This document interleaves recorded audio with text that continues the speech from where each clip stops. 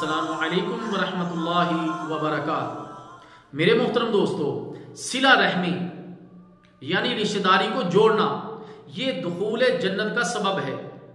سیدنا ابو ایوب انصاری رضی اللہ تعالی عنہ فرماتے ہیں کہ ایک آدمی نے رسول اللہ صلی اللہ علیہ وسلم سے ایسے عمل کے بارے سوال کیا جو دخول جنت اور آگ سے خلاصی کا سبب بن جائے، تو پیارے نبی صلی اللہ علیہ وسلم نے ارشاد فرمایا تعبد اللہ ولا تشرک به شیئا وتقیم الصلاة وتؤتی الزکاة وتصل الرحم، اور تو اللہ کی عبادت کر اور اس کے ساتھ کسی کو شریک نہ ٹھہرا، نماز کو قائم کر، زکوٰۃ کو ادا کر اور رشتہ داری کو ملا۔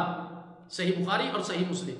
اسی طرح میرے محترم دوستو، صلہ رحمی میں اطاعت الہی ہے۔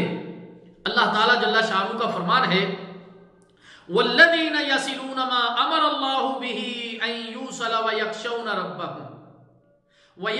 ربهم ویخافون سوء الحساب، اور اللہ تعالیٰ نے جن رشتوں کو جوڑنے کا حکم دیا ہے وہ اسے جوڑتے ہیں اور اپنے پروردگار سے ڈرتے ہیں اور حساب کی سختی کا اندیشہ رکھتے ہیں۔